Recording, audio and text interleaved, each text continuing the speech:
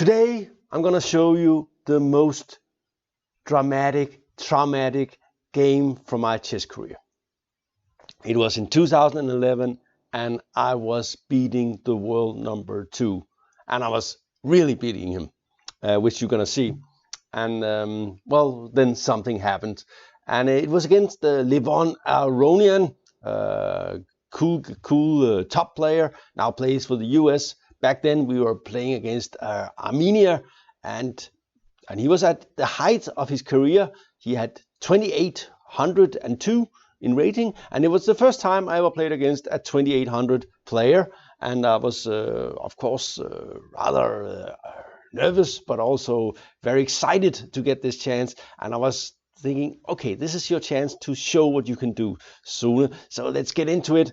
And well, I've been waiting with this game for some time because it is still an open wound in some respect. After the game, Aronian said to me, "You gotta hate me for the rest of your life." Well, I don't, because you can only blame yourself when you don't win at chess, but it was traumatic. I'm white, and I had prepared the Italian. The thing is with Aronian is that his openings are very well prepared. He's always playing the same openings, and I think at that time he was like the national hero of Armenia, and everybody was sending him ideas and stuff, so he was always well prepared.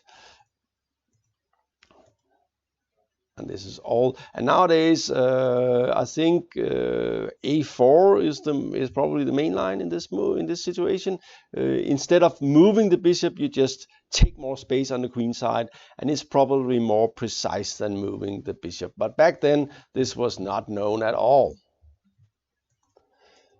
Castle and bishop g5. That was my preparation that I had decided, and later on they started to play this a lot, and it's doing rather well with white. They even played when the bishop has the chance to go back here, which was when I was young was supposed to be bad. At the moment, white is having a pin on the knight, so it is a bit annoying since the bishop has gone to the other side and cannot go back.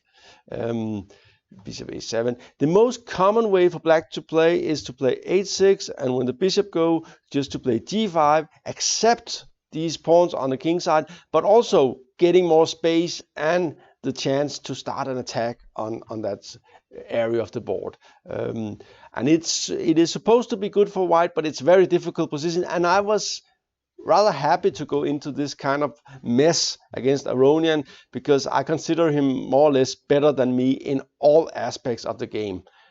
Of course, tactically, but also positionally and in regard of understanding chess and so on. That's not usually how I feel about chess players. I usually think that, okay, maybe they calculate better than me, but I understand more, or I understand the same or something. But against Aronian, I didn't have any of these delusions, and I knew this.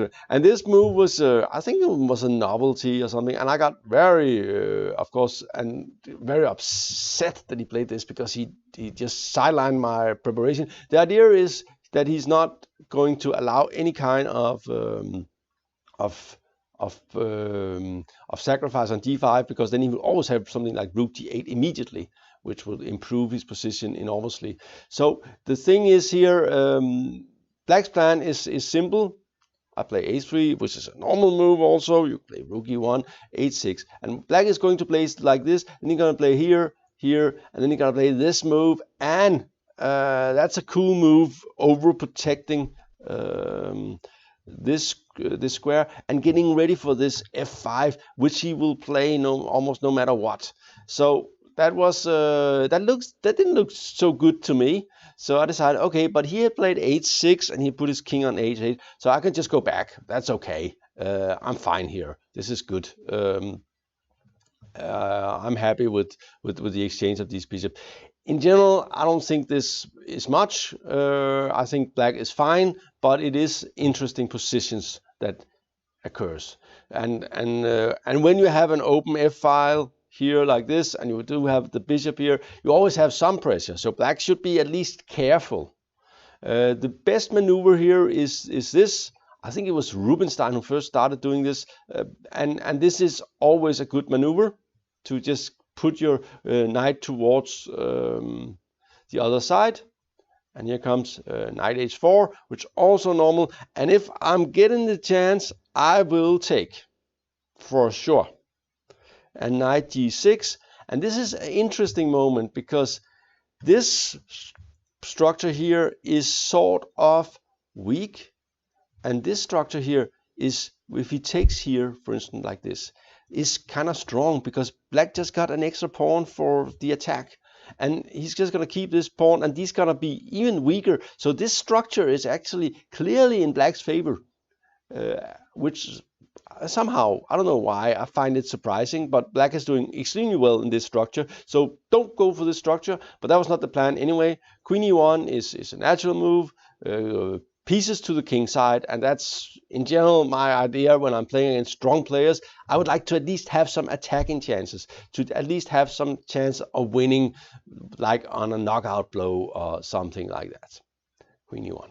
a4. a5 is, by the way, a very cool, very typical grandmaster move, just getting ready to push and annoy this bishop and getting more space here. You might sometimes get the rook out here this way as well.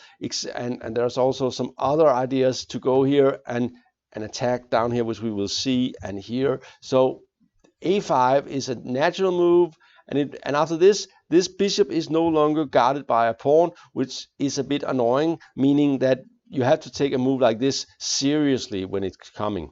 c6, natural move, taking control over d5 and preparing d5 and making room for the queen to go to b6.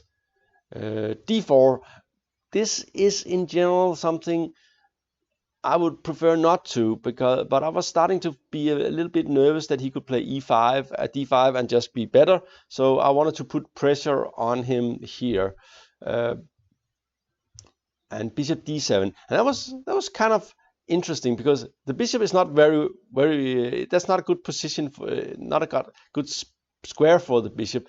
And in general, players like Aronian does not put pieces on sort of stupid squares, and this is a stupid square because the bishop is just in the way. The idea is, of course, to get the rooks connected, which is something you should in general aim for, but it's not really the dream square for the bishop. Bishop would prefer to go here and kick the other bishop, but at the moment does not seem possible. Queen d3, putting more pressure on here.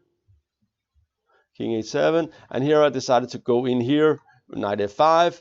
At least he cannot move his knight now, and I do have some pressure here on the f file and the bishop here, and he decided to push the bishop and covering here and so on, and bishop here. And that's kind of the thing. This X-ray effect is nice on the king to this side. Knight e8, also a natural move, but it's rather passive. But it does cover here and does cover here, and it is black's position is very, very solid. Rook f2, also a natural move. Providing some kind of maybe protection along that way, but also preparing to put the other rook here to put extra pressure on the f file. White is basically just trying to increase the pressure. f6, super guarding this, making ready for this to move.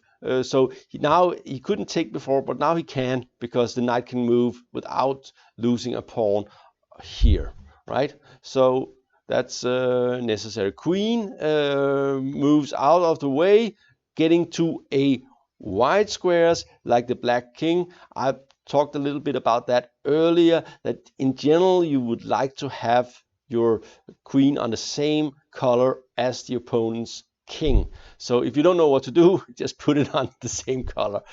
And here comes a very passive move, knight h8. And I think Aronian has sometimes has a tendency to play a little bit too passively if it's elegant. And here, of course, it's very elegant to use this square and just go to this square afterwards, covering a lot of important pawns. But it's also very passive, and I think it's too passive.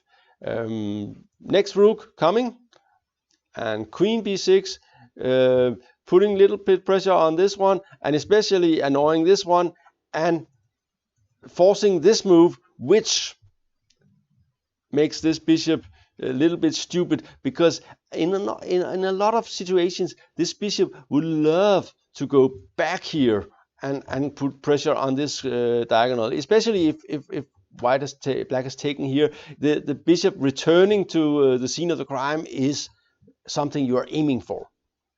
Okay, queen c7. The queen has done his case, and now black is ready for more counterplay. And I realized here that just standing was not gonna cut it. That would simply not be enough. I have to move forward to do something here. And what's on the agenda? Well, this is obvious, trying to start an attack on black's king, which is, even though he has got a lot of pieces over here, it does not have that much space. So g4, and I decided here that I was probably not going to move this knight. That's coming a little bit later. And h4, and already black has gotten an open file, so he knows that he's counterplay. He will get some counterplay at some point on the queen side. So he knows that. And this is typical for very strong players. They always have some sort of leverage they're trying to get, and this is a leverage he's getting. Queen d8, and he is starting to be worried about d5, so he's getting ready to prepare it to defend against it. And here I decided, okay, I'm going to sacrifice a piece, because this looks like a position where I don't have any other options, and it kind of looks very dangerous. So here I play this move, knowing full well that after this move, the knight will be trapped. He shouldn't play this move, by the way. This weakens everything on in his position. And after this move, black is already in serious trouble. And it felt kind of cool, but I was always getting nervous, and he was getting very nervous here. You could see that he was starting to shake a little bit, and it got much worse during the game. The problem is he's used to having these positions where, and I'm not used to playing 2,800 players, and I'm still not used to that. Anyway, take, and we have this nice little thing here going. He didn't have to take, but I don't know what he should play instead. I'm just threatening to take here. Opening stuff is not cool. You cannot take a lot on d5. Then you're gonna get mated by rook h2 and knight e7. So something like this is really, oh no, maybe not mated, but white is gonna get a really strong attack here. So this is not something you really want. Anyway, d takes, natural move. It's a piece, and strong players usually take pieces and take here. And here I have a strong move that I think surprised him. I take here on e5, because he cannot take back with a pawn, of course. Something like this is just disaster. I didn't even calculate anything here. I just knew that, okay, you're dead here. You can't. This is not possible. So he has to take back with this, and giving this square, and suddenly he's really starting to feel the heat here, because I'm really beginning to threaten something here. Also, another idea I was getting, which was probably not very good, was, of course, I was very curious about this bishop returning to this diagonal at some point, given a check. Rook a7 he played, which is also a natural move, defending this square, before I just played rook d2 and made him on the d file. And here I played queen d4. That's not the best move. I think rook d2 was the best move. The idea behind this move was to play knight d3, g6, knight h5 check, and bishop b3 mating, but it's very slow. And after queen b6, which is the way he both stops this bishop from coming here. It's not gonna go there, and attacks here. Black is fishing for counterplay, but no problems yet. King h1, just getting out of the way. If he takes, I just play rook e2. Nothing bad will happen, and then I can keep on with my strong attack. Bishop a6, attacking the bishop, getting the bishop into the rook, getting the bishop into the game, creating some sort of disarray in my position. At the moment, I'm probably threatening something like this, and getting or this move, especially this move, is extremely annoying. Just winning the pawn on h6 and opening the d file back afterwards, and he's just gonna get seriously mated. So all very interesting. He played rook g7, queen h5, and here I'm totally winning. I'm simply totally winning, and well, there's nothing, no defense at all. The thing is, he can't really block any kind of attack in this way. So he played knight f7, trying to prevent the queen from taking on h6. Yeah, but I have d6, check, attacking the knight and the king. King h8, take here, and I thought I was totally winning because you move the knight and I give a check and it's mate.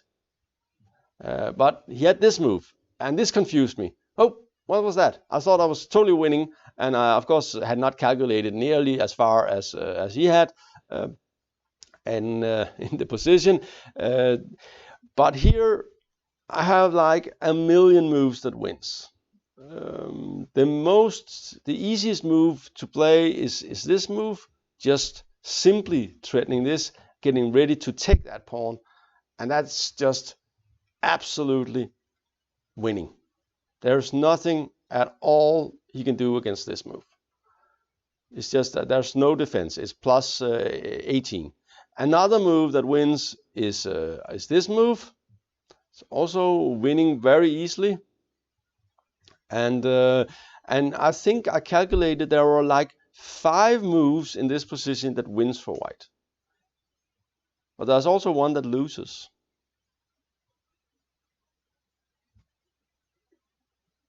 So and the worst thing about it is I had 5 minutes on the clock here. I had 5 minutes. He had seconds. He had under a minute, and I took here, and I thought, okay, you can resign now. That's nothing, blah blah blah. But there is a check. But I got that covered. And then he took here, and then I realized what I had done. And the next move will be this move, and this move, and checkmate. So I resigned.